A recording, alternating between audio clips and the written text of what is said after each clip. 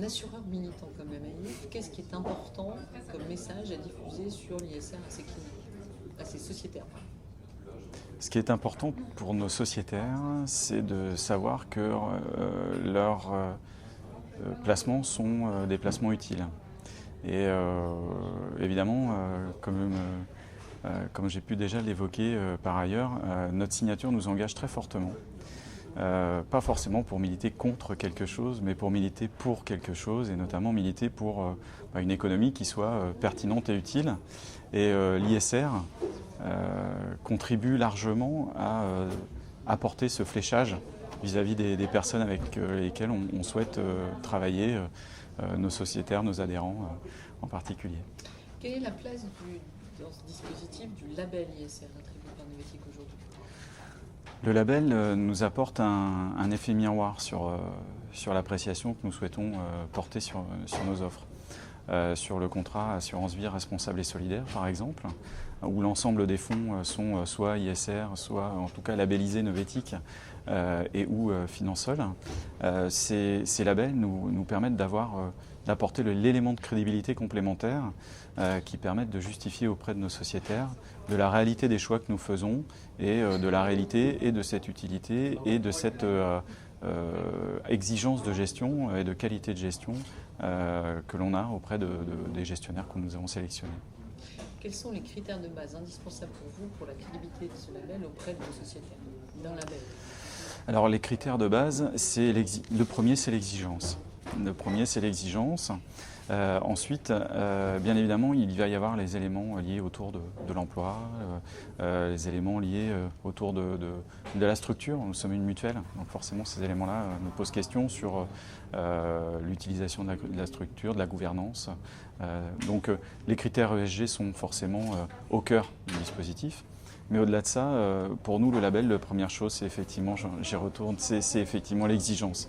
L'exigence, le fait que ce label soit un critère fort qui puisse éventuellement refuser son label, puisque ça va nous challenger, ça va obliger nos équipes à challenger également les gestionnaires pour que le service qui est rendu en termes de gestion soit au meilleur niveau et au meilleur niveau du marché. Voilà. Pour vous, un label qui serait distribué. Alors, les filles, ça va poser un problème, la machine à café, là, non? C'est ça? Vous l'entendez? Non, oui. Donc, on va reposer juste la dernière question, parce que ça sinon. C'est juste. Donc, reprenons. Quels sont les éléments déterminants et indispensables d'un label, et est-ce que vous pensez qu'il serait utile que finalement toute l'offre ISR du marché français soit labellisée aujourd'hui?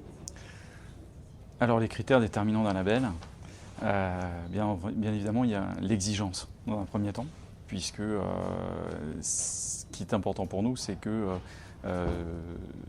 nos sociétaires, les personnes auxquelles on vend les contrats, aient bien conscience que leur épargne est bien dédiée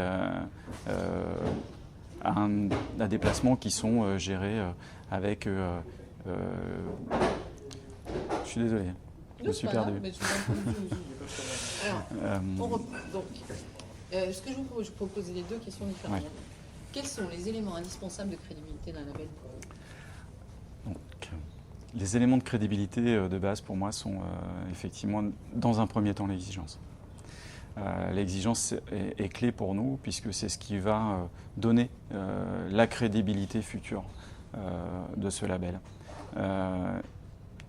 Intrinsèquement au label, bien entendu, on a les critères ESG, la gouvernance, l'environnement, l'aspect social évidemment.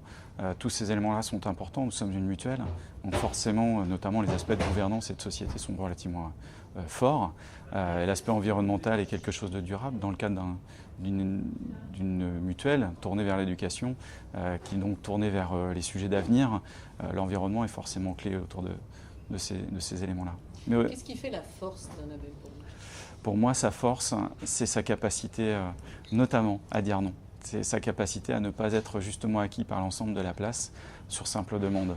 Le fait d'être exigeant traduit forcément un engagement fort, la réalité des engagements qui sont pris par les gestionnaires, par les entreprises qui sont sélectionnées par ces gestionnaires et donc de fait par nous-mêmes.